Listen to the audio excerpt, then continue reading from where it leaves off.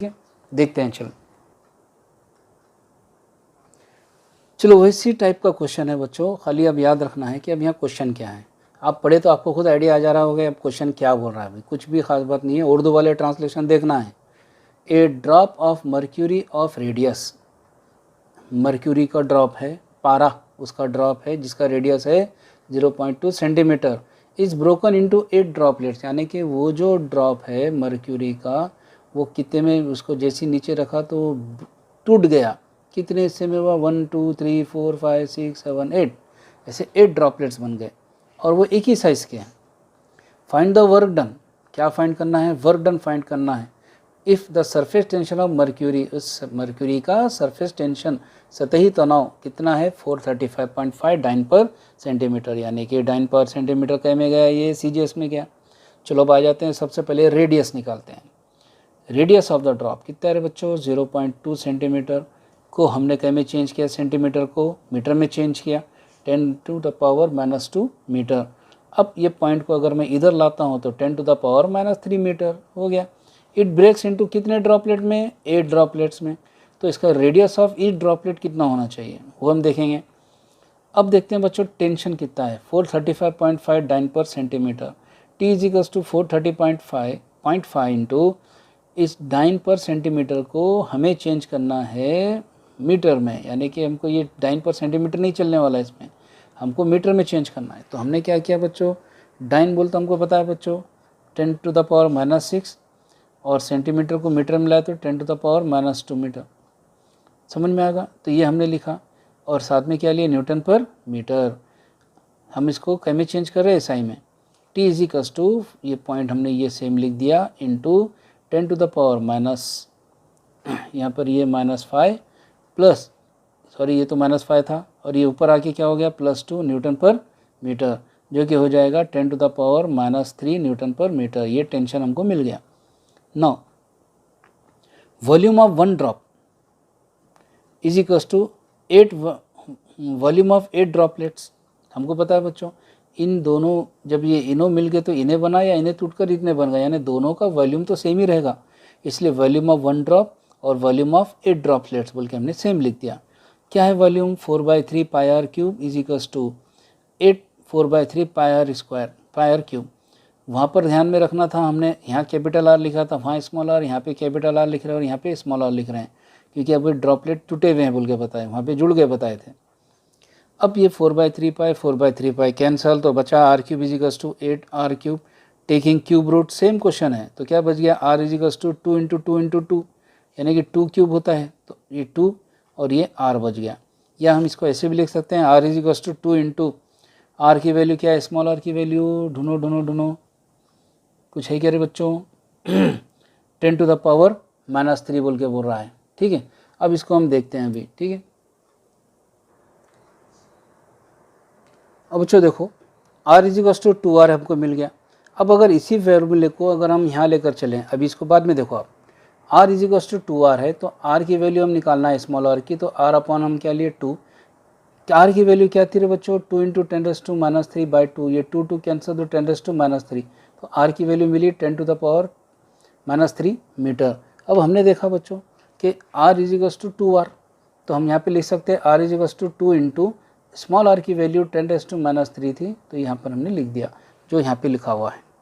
अब हमको निकालना क्या है इस प्रॉब्लम में, सरफेस टेंशन मालूम करना है, यानी कि फाइंड द वर्क डन मालूम करना है।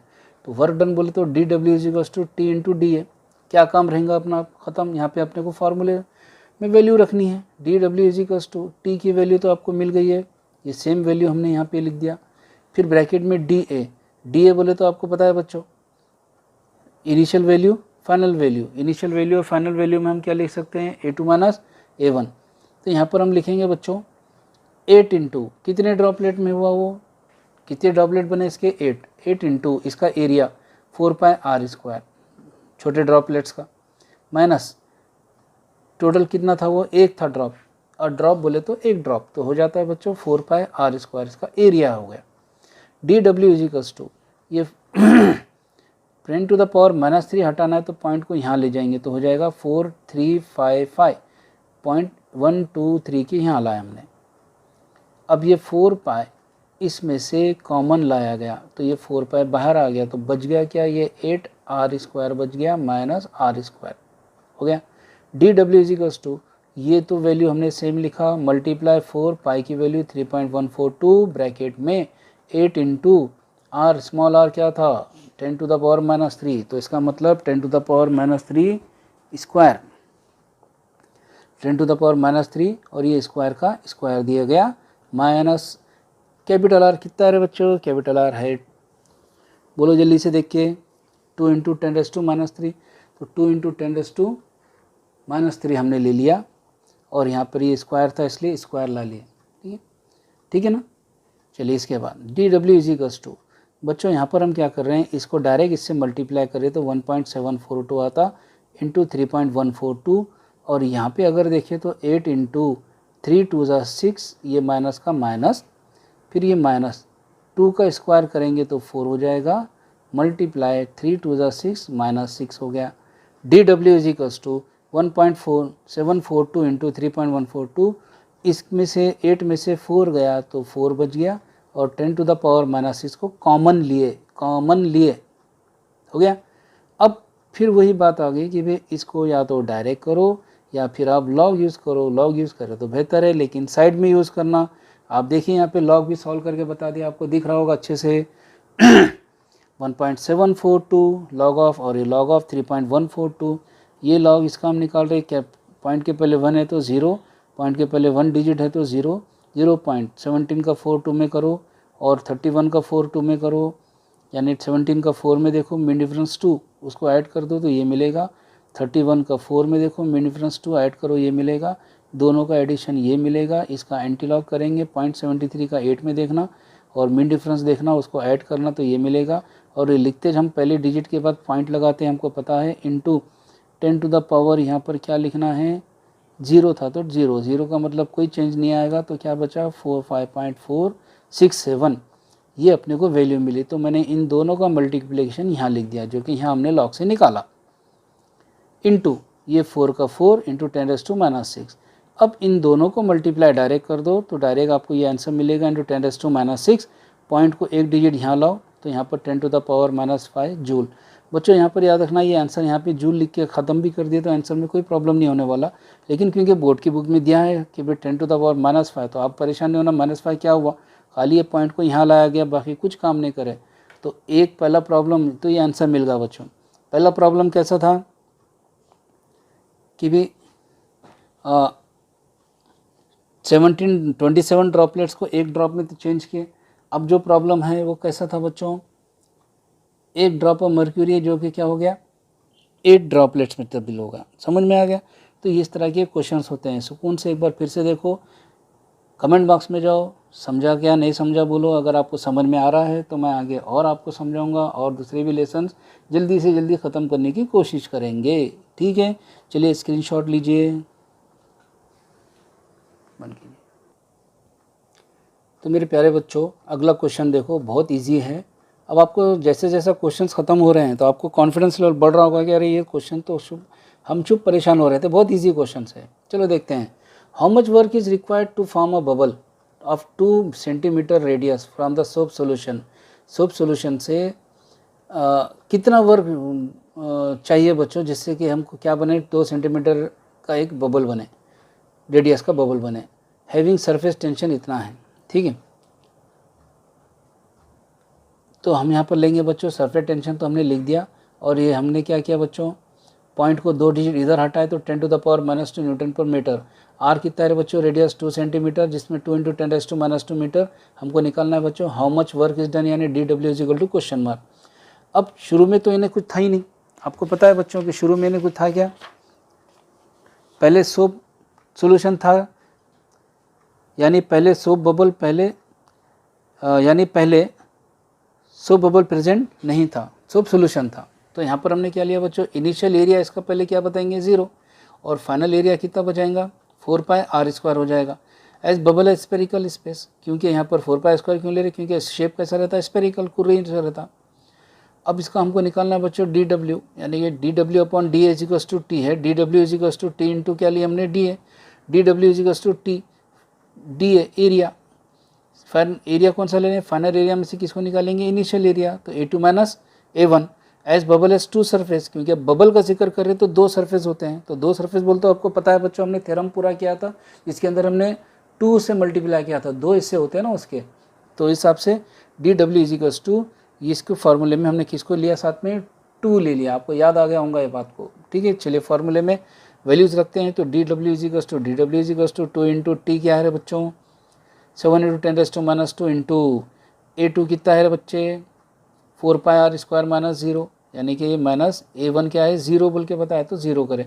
DW equals to 7 two 14 into 10⁻² into ये 4 इंटू 3.142 इंटू आर की वैल्यू हमने निकाला 2 इंटू 10⁻², लेकिन ये स्क्वायर है तो स्क्वायर माइनस 0 की वैल्यू खत्म। DW equals to 14 into 10⁻² into 4 into 3.142 into 2 का स्क्वायर करें 4 into 10⁻⁻4, DW equals to 14 into 4 4 16, फिर 3.142 इंटू 10⁻² और -4 क्या होता है बच्चे -6, DW इजिकल्स टू इनको मल्टीप्लाई करो तो 224 इंटू 3.142 इंटू 10⁻6 हुआ। इसका मतलब फिर दोबारा या तो डायरेक्ट मल्टीप्लाई करो या फिर आप कहीं में जाएंगे लॉग में जाएंगे, मेरे बताए हुए मेथड के हिसाब से सॉल्व करेंगे, समझा। तो यहाँ पर हो जाएगा बच्चों DW इजिकल्स टू मल्टीप्लाई करें लॉग से करो जैसे भी करना है 703.3 इंटू 10⁻6, और हमने यहाँ पर इसको देखकर आप क्लियर बोल सकते हैं पॉइंट को 2 डिजिट अगर लेकर आए तो यहाँ पर हो गया आंसर, इसमें से 2 कट हो गए, 2 डिजिट पॉइंट को यहाँ लाए तो इसमें से 2 कम करे तो 4 हो गया -4, और अगर पॉइंट को और एक डिजिट अगर इधर लाए तो 10⁻³ जूल। मैंने तीनों भी आंसर लिख के बताया, जो भी आंसर आपको ऑप्शन समझ में आया वो आपने लिखना है। समझ में आया क्वेश्चन ये, चलो जल्दी से स्क्रीनशॉट लो, वक्त ज़्यादा हो रहा।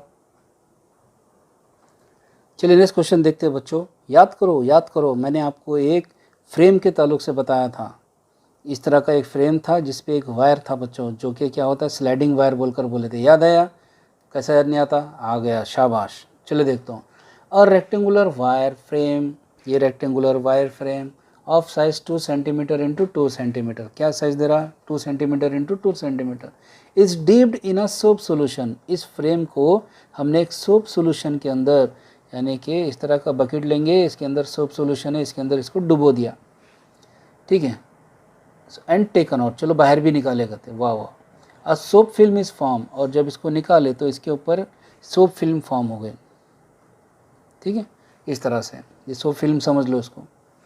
If the size of film is change to 3 centimetre 3 centimetre, अगर ये फिल्म की साइज़ 3 सेंटीमीटर से 3 सेंटीमीटर में चेंज होगी तो calculate the work done in the process, इसके अंदर ये चेंज होने में कितना वर्क डन हुआ उस प्रोसेस को वो कैलकुलेट करो, और surface tension of soap film is 3 into 10⁻² newton per metre, हो गया। अब आ जाते हैं बच्चों यहाँ पर इसका सरफेस टेंशन देखते हैं, तो टेंशन यानी कि इसका डाटा हम लिख रहे हैं, surface tension T equals to 3 into 10⁻² newton per metre, हो गया। अब बच्चों ये हो गई हमारी इनिशियल साइज़ और ये हो गई फाइनल, यानी कि ये A1 है और ये क्या हो गया A2, क्योंकि दोनों भी सेंटीमीटर में एरिया बता रहा, तो हमने लिया A1 इजिकल्स टू, क्या करें बच्चों बोलो जल्दी से, 2 सेंटीमीटर इंटू 2 सेंटीमीटर लिखें, 2 इंटू 2 क्या होता है बेटा 4 सेंटीमीटर स्क्वायर, अब सेंटी 10⁻⁻² होता, और ये स्क्वायर इसके साथ ले लिए और साथ में मीटर स्क्वायर भी आएगा क्योंकि सेंटीमीटर स्क्वायर दोनों के लिए आया हुआ है, तो 4 इंटू 2 2 4 -4 इन मीटर स्क्वायर हो गया। अब A2 क्या है 3 centimetre into 3 centimetre, 3 3 9 centimetre square, 9 into 10⁻⁴ metre square हो गया। सेम इसी तरह से प्रोसीजर करें हमने, कन्फ्यूज मत हो।